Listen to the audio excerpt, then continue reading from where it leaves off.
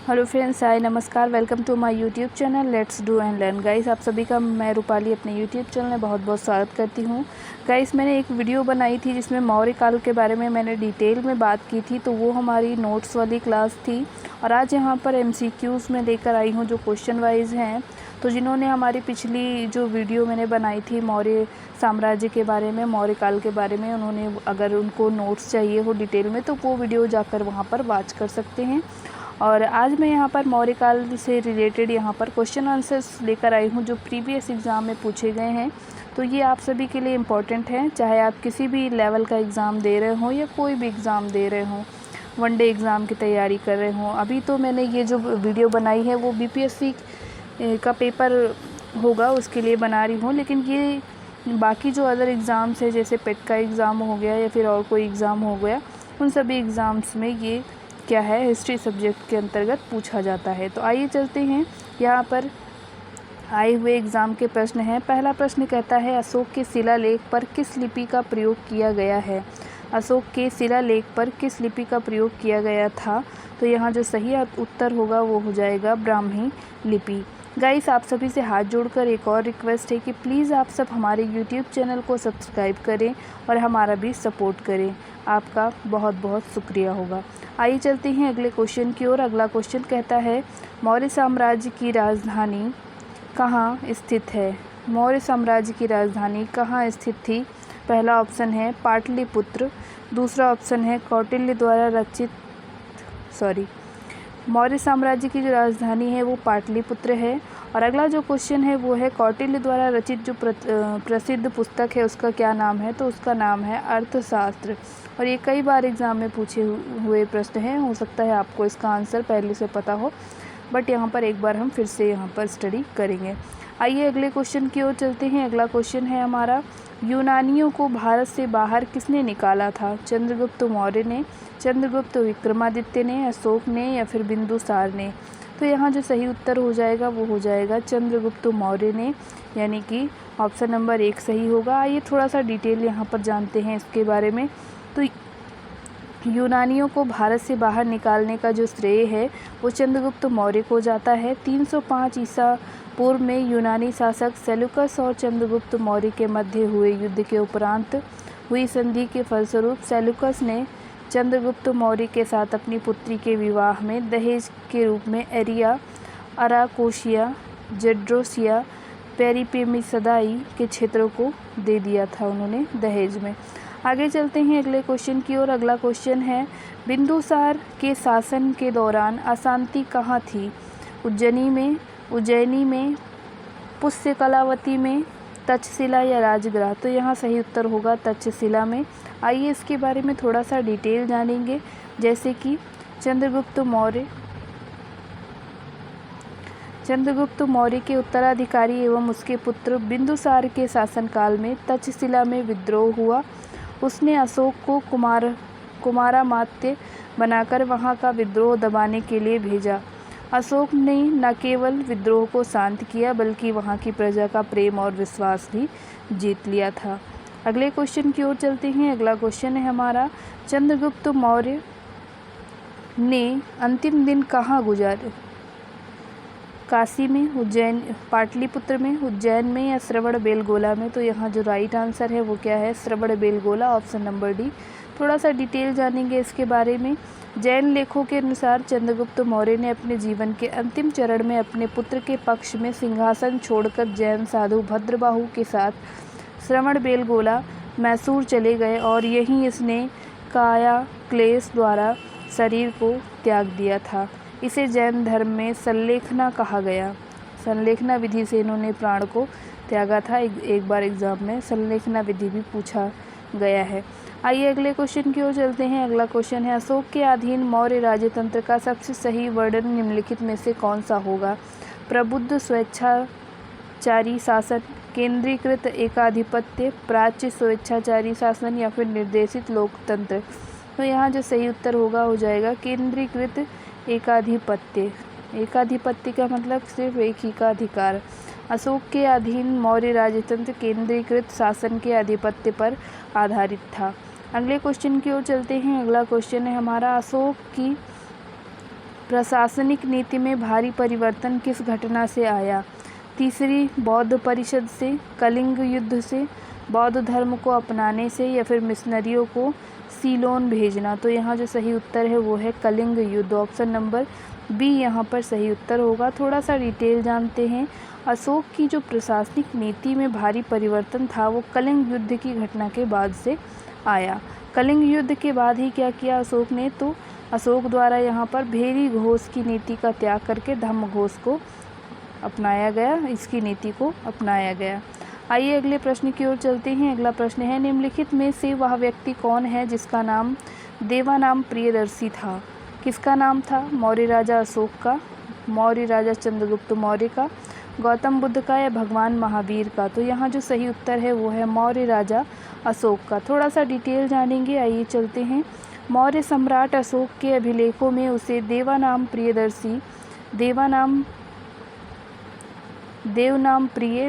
प्रियदर्शी तथा राजा आदि की उपाधियों से संबोधित किया गया।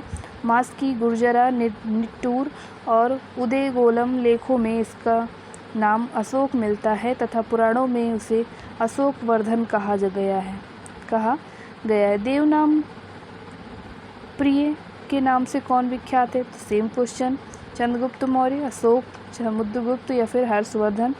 तो इस प्रश्न का भी क्या उत्तर होगा? तो यहाँ भी अशोक हो जाएगा। अगले क्वेश्चन की ओर मूव करते हैं। क्वेश्चन नंबर 8 कहता है, कलिंग युद्ध के बाद निम्न में से किसने महाराज अशोक के रूपांतरण को दर्ज किया? Rock edict 2, rock edict 4, rock edict 6 या रॉक एडिक्ट 8? तो यहाँ जो सही उत्तर है वो हो जाएगा rock edict 8। Option number D सही होगा। थोड़ा सा इसके बारे में डिटेल जानेंगे।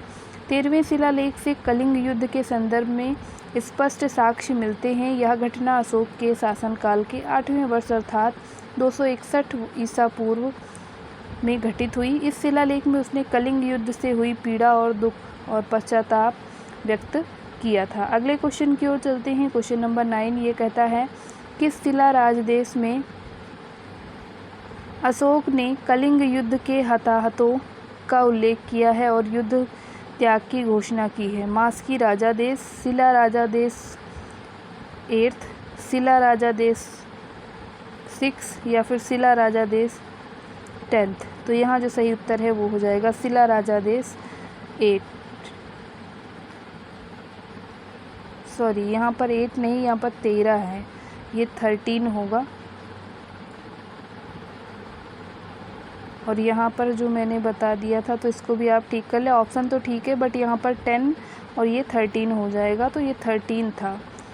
आइए चलते हैं अगले क्वेश्चन की ओर और इससे पहले इस क्वेश्चन का डिटेल जान लेंगे कि 13वां जो शिलालेख था उसके राजादेश में अशोक ने कलिंग युद्ध के हताहतों का उल्लेख किया और युद्ध त्याग की घोषणा की है। इसी शिलालेख में दक्षिण सीमा पर स्थित राज्य चोल, पांड्य, सत्यपुत्र, केरलपुत्र एवं ताम्रपर्णी यानी लंका बताए गए हैं। अगले क्वेश्चन की तरफ चलते हैं। अगला क्वेश्चन है, चंद्रगुप्त मौर्य के दरबार में भेजा गया यूनानी राजदूत था? कौटिल्य, सेल्यूकस निकेटर, मेगास्थनीज या फिर जस्टिन? तो इस क्वेश्चन का जो सही उत्तर है ऑप्शन नंबर सी सही है, मेगास्थनीज।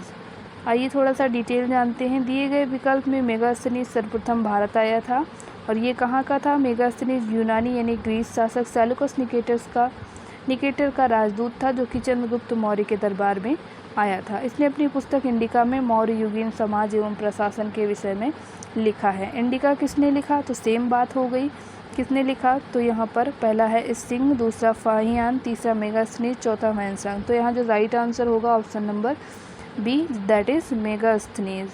अगले क्वेश्चन की ओर सीधा ही चलते हैं। अगला क्वेश्चन है, मौर्य दरबार में ग्रीस के राजदूत का क्या नाम था? सिकंदर, मेगास्थनीज, प्लेटो या फिर अरस्तु? तो क्या नाम था इसका? तो यहाँ जो राइट आंसर होगा वो हो जाएगा मेगास्थनीज। अगले क्वेश्चन की ओर चलते हैं। क्वेश्चन नंबर 13 कहता है, अशोक ने किस बौद्ध साधु से प्रभावित होकर बौद्ध धर्म को अपनाया? विष्णुगुप्त, उपगुप्त, ब्रह्मगुप्त या बृहद्रथ? तो यहाँ जो सही उत्तर है वो है उपगुप्त। आइए थोड़ा सा इसके बारे में डिटेल जानेंगे।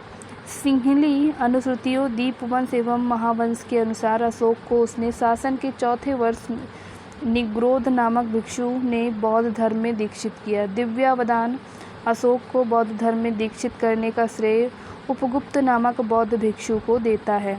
आइए अगले क्वेश्चन की ओर चलते हैं। अगला क्वेश्चन है हमारा, चंद्रगुप्त मौर्य का प्रसिद्ध गुरु चाणक्य निम्नलिखित में से किस विद्या केंद्र से संबंधित था? तक्षशिला, नालंदा, विक्रमशिला या फिर वैशाली? तो यहाँ जो सही उत्तर है ऑप्शन नंबर 1 सही है, तक्षशिला। थोड़ा सा डिटेल जानेंगे। चंद्रगुप्त मौर्य का प्रसिद्ध गुरु चाणक्य तक्षशिला विद्या केंद्र से संबंधित था। अगले क्वेश्चन की ओर चलते हैं। अगला क्वेश्चन है हमारा, कलिंग युद्ध किस वर्ष में हुआ था? 261 BC, 263 BC, 232 BC, 240 BC? तो क्वेश्चन नंबर 15 का जो सही उत्तर है वो है 261 BC। और यहाँ पर क्या कहा इन्होंने, तो अशोक ने अपने राज्याभिषेक 269 ईसा पूर्व के 8वें वर्ष अर्थात 261 ईसा पूर्व में कलिंग पर आक्रमण किया था। इसका स्पष्ट साक्ष्य अशोक के 13वें शिलालेख में मिलता है। अगले क्वेश्चन की ओर चलते हैं। अशोक पर कलिंग युद्ध का प्रभाव कहाँ दिखाई देता है? स्तंभों पर उत्कीर्ण राज्यादेश, शिलाओं पर उत्कीर्ण 13वें राज्यादेश, खुदाई या फिर इनमें से कोई नहीं? इस क्वेश्चन का सही उत्तर है शिलाओं पर उत्कीर्ण 13वें राज्यादेश। अगले क्वेश्चन की ओर चलते हैं। अगला क्वेश्चन है, मौर्य काल के दौरान शिक्षा का सबसे प्रसिद्ध केंद्र निम्न में से कौन था? उज्जैन, वल्लभी, नालंदा या तक्षशिला? तो ऑप्शन नंबर डी यहाँ पर सही है, तक्षशिला। तक्षशिला में क्या था कि मौर्य काल में शिक्षा का सर्वाधिक प्रसिद्ध केंद्र तक्षशिला था और यहाँ विश्व भर के लोग पढ़ने आते थे। यह वर्तमान इस्लामाबाद यानी पाकिस्तान की राजधानी से कुछ ही दूर पर पश्चिम में स्थित है। चंद्रगुप्त मौर्य ने सैनिक शिक्षा तक्षशिला से प्राप्त किया था। चाणक्य यहाँ का प्रसिद्ध आचार्य भी था। अगले क्वेश्चन की ओर चलते हैं। अर्थशास्त्र के लेखक किसके समकालीन थे? अशोक के, चंद्रगुप्त मौर्य के, समुद्रगुप्त के या चंद्रगुप्त विक्रमादित्य के? तो यहाँ सही उत्तर जो होगा वो हो जाएगा Chandragupta Maurya, option number B. थोड़ा सा डिटेल जानेंगे इस क्वेश्चन के बारे में। तो चंद्रगुप्त मौर्य ने चाणक्य या कौटिल्य की सहायता से अंतिम नंदवंशीय शासक घनानंद को पराजित करके 322 ईसा पूर्व में क्या किया, तो मौर्य साम्राज्य की स्थापना की थी। अर्थशास्त्र का लेखक कौन था? तो कौटिल्य थे और चंद्रगुप्त मौर्य का प्रधानमंत्री भी थे। चाणक्य को ही क्या कहा जाता है? तो इनको ही कौटिल्य के नाम से जाना जाता है। आइए अगले क्वेश्चन की ओर चलते हैं। अगला क्वेश्चन है क्वेश्चन नंबर 19 और ये कहता है, अर्थशास्त्र की रचना किसने की है? अर्थशास्त्र की रचना किसने की है? घनानंद, कौटिल्य, बिंबिसार, पुष्यमित्र? तो अभी आपने पढ़ा कौटिल्य ने की है, ऑप्शन नंबर बी। डिटेल जानते हैं। प्रसिद्ध ग्रंथ अर्थशास्त्र की रचना कौटिल्य यानी चाणक्य ने की थी। मूलतः राजनीति शास्त्र के इस ग्रंथ से मौर्यकालीन प्रशासन के साथ साथ तत्कालीन सामाजिक आर्थिक स्थिति की भी जानकारी प्राप्त होती है। अगले प्रश्न की ओर चलते हैं। अशोक के शिलालेख किस लिपि में खुदे हुए हैं? मगधी, ब्राह्मी, पाली या देवनागरी लिपि? तो इस क्वेश्चन का राइट आंसर हो जाएगा ब्राह्मी लिपि। और यहाँ पर इसमें क्या बताया गया है, तो अशोक के अभिलेखों में शाहबाजगढ़ी एवं मानसेहरा के अभिलेख खरोष्ठी लिपि में, तक्षशिला एवं लद्दमान अभिलेख अरमाइक लिपि में और सरेकुना अभिलेख अरमाइक एवं ग्रीक लिपि में उत्तीर्ण है। इसके अलावा सभी शिलालेख, लघु शिलालेख, स्तंभ लेख एवं लघु स्तंभ लेख ब्राह्मी लिपि में ही क्या है, उत्तीर्ण हैं। अगले क्वेश्चन की ओर चलते हैं। अगला क्वेश्चन है, निम्न में किसने और कब पहली बार अशोक के शिलालेखों का अर्थ स्पष्ट किया था? 1810 में हैरी स्मिथ ने, 1787 में जॉन टावर ने, 1825 में चार्ल्स मेटकाफ ने और 1837 में जेम्स प्रिंसिप ने। तो किसने किया था? तो यहाँ राइट आंसर होगा जेम्स प्रिंसिप, 1837।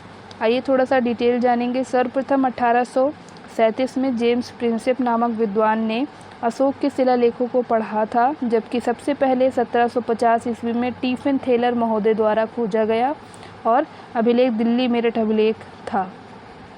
प्रसिद्ध इतिहासकार D.R. भट्टारकर महोदय ने तो मात्र अभिलेखों के आधार पर अशोक का इतिहास लिखने का प्रयास किया था। अगले क्वेश्चन की ओर चलते हैं। अगला क्वेश्चन है, किस प्रसिद्ध शासक को शिलालेखों का जनक कहा जाता है? समुद्रगुप्त, चंद्रगुप्त, अशोक या फिर कनिष्क? तो किसको कहा गया? तो अशोक को कहा गया है शिलालेखों का जनक। थोड़ा सा डिटेल जानेंगे। मौर्य वंश के शासक अशोक को शिलालेखों का जनक कहा जाता है। अशोक ने यह प्रणाली ईरानी शासकों से ग्रहण की थी। अगले क्वेश्चन की ओर मूव करते हैं। अगला क्वेश्चन है, मौर्य वंश के शासन के दौरान स्थानिक कौन था? जिला प्रशासक था, प्रांतीय प्रशासक था, ग्राम प्रशासक था या नगर प्रशासक था? तो ये कौन था? जिला प्रशासक था। थोड़ा सा डिटेल जानेंगे इसके बारे में। मौर्य वंश के शासन के दौरान स्थानिक जिला प्रशासक होता था।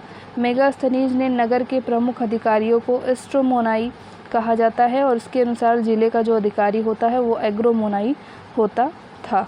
आगे चलते हैं अगले क्वेश्चन की ओर। अगला क्वेश्चन है जो कि आज के इस प्रैक्टिस सेट का अंतिम प्रश्न है और ये कहता है कि मौर्य वंश के तत्काल बाद किस वंश ने आकर मगध राज्य पर शासन किया? सातवाहन ने, शुंग ने, नंद ने या फिर कण्व ने? तो राइट आंसर जो होगा वो हो जाएगा शुंग वंश ने। और अंतिम मौर्य सम्राट बृहद्रथ की हत्या करके पुष्यमित्र शुंग द्वारा 184 ईसा पूर्व में शुंग वंश की स्थापना की गई थी। तो ये था आज का हमारा मौर्य साम्राज्य से रिलेटेड बहुत ही महत्वपूर्ण एग्जाम में आए हुए क्वेश्चंस का सीरीज़। आपको कैसा लगा ये प्रैक्टिस सेट? आपके लिए बहुत ही हेल्पफुल होगा। जो लोग कल बीपीएससी का एग्ज़ाम देने वाले हैं उनके लिए भी इम्पॉर्टेंट है। जो लोग आने वाले यूपी जो पेट का एग्ज़ाम होने वाला है उनके लिए भी इम्पॉर्टेंट है, या आगे जो आप एग्ज़ाम देने वाले हैं AWES का यानी आर्मी पब्लिक स्कूल का, तो उन सभी के लिए भी इम्पॉर्टेंट है।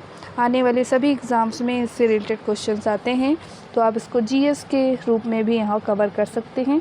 और हमारी पुरानी वीडियो जो इस पर मौर्य साम्राज्य के नोट्स पर मैंने बनाई थी, जिन लोगों ने नहीं देखी है आप सब ज़रूर देखें और अपने कमेंट और सुझाव हमें बताएं। और आप सभी से हाथ जोड़कर रिक्वेस्ट है कि चैनल को ज़रूर सब्सक्राइब करें। Thank you for watching. नमस्कार, जय हिंद।